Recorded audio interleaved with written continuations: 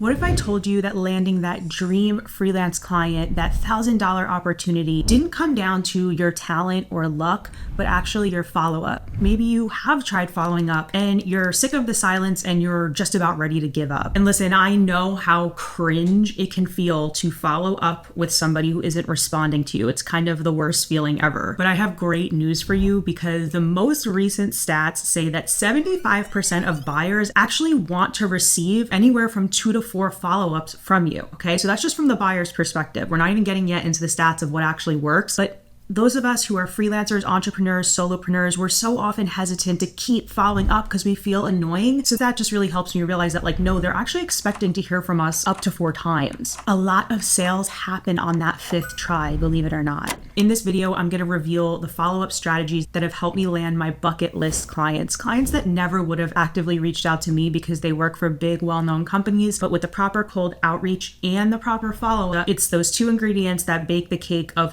oh, this is how I landed that opportunity. In this video, I'm going to share with you the exact strategies that I use to land those bucket list clients, the ones that honestly never would know who I was unless I pitched them and then continued to follow up. You're going to learn how to turn those silent leads into paying clients without being annoying. And make sure you stay till the end, because I am going to be sharing the most recent stats about how many follow-ups it does take nowadays to land that client. So the most common scenario, and something that we all deal with regardless of our experience level, is that sometimes we'll get an answer to our pitch. The client will be like, hey, thanks for reaching out. Yes, I am looking for this. Can you send me your portfolio? Can you send me your rates? And then they go ghost, radio silence, right? And this happens for 2 reasons. So number one, weren't really that interested. They maybe just felt bad. But the other scenario is that they are interested, but they're so busy. Think of it like this. Sometimes it can be hard to put yourself in your client's shoes and realize just how busy they are and how distracted they are, because we don't have the same responsibilities as them. But if you're following my methodology for pitching, we are pitching high-paying premium clients. These are the type of clients that have the budget to invest in content marketing strategies. They understand the value of a copywriter, so they're willing to pay the full fee, right? And this also can apply to any type of freelance service,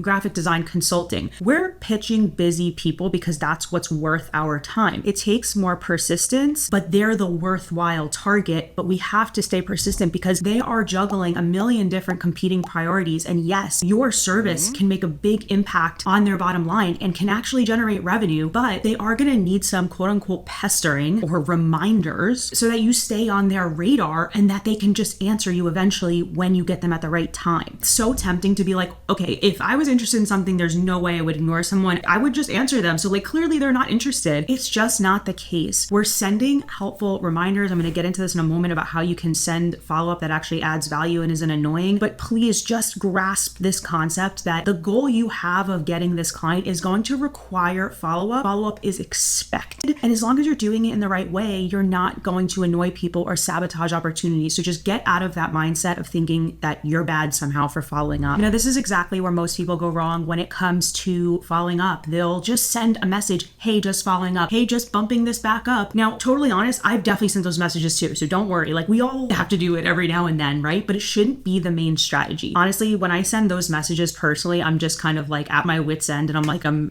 frustrated. Just freaking answer me.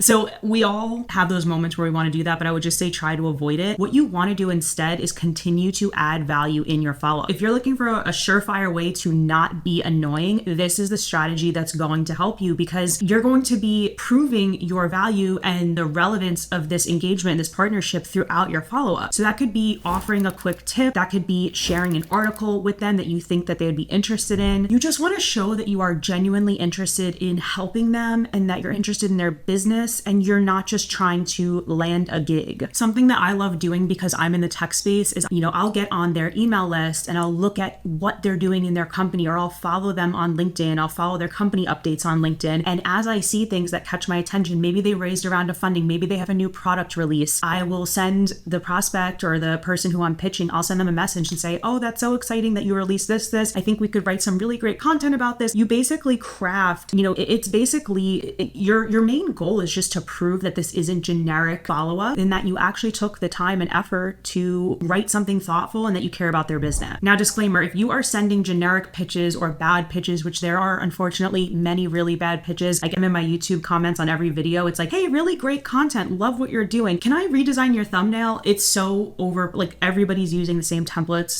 And the person who is editing my videos right now and doing my thumbnails wrote a very thoughtful, personalized pitch, which is why I'm working with them. So no amount of follow-up, even if you're writing thoughtful follow-ups and adding value, is going to make up for that initial bad pitch if you're just sending generic pitches. That's what really can get you in hot water with people, because people are just so sick of getting generic pitches. And the other thing is, you can send the greatest messages on earth, but if you don't have a dialed in online presence that appeals to them, then again, it's not worth it because there's something that's blocking your results. So to help you with that, definitely check out these videos here. I talk about how to create a LinkedIn profile, and I'm going to share with you how to actually pitch in a personalized way at scale. Okay, so how much follow-up is actually needed to close the deal and land the client? These are the most recent stats from Peak Sales Recruiting. 80% of sales require 5 follow-ups. And because most people are not following up to 5 times, there's so much opportunity being left out on the table, which means this can be your game-changing strategy to really land those clients and really dominate the competition. If 80% of deals are closed after 5 attempts, guess how many are closed after just 1 attempt? 2%. At the end of the day, whether you're a freelancer, consultant, small business owner, we are all participating in a sales cycle. You have to nurture your prospects through that sales cycle correctly in order to turn that opportunity into a closed won deal and to get paid. So here's my challenge to you. Don't give up after that first attempt. Use the follow-up techniques that I'm recommending. Be persistent, be polite, but most importantly, be helpful, add value. Your dream clients are out there. They're just waiting for you to follow up. And what's even more is that you have a treasure trove right now in your pipeline of pitches that you've never followed up on. You're leaving money on the table. There's money in your pipeline and you just need to follow up to get it. And remember, this isn't about the latest hack and try this template. This is a timeless communication and sales principle. And regardless of the year and the niche that you're in, it applies to you. Good follow-up is about showing your expertise, understanding your client's needs, and being persistent in a respectful way. You might be wondering, where does this all fit in? Should I be using LinkedIn? Should I be using other social media? Or should I be pitching via email? I want to go a little bit deeper on how email cold pitching can work for you and your business. I'm going to share who I think cold emailing is best for, what situations it works in. I'll pull back the curtain on how I use cold emailing, and we'll get into all of that so that you can be confident that you're using the right strategy for your business. Don't miss that video. You're going to walk away with so much value and clarity. See ya.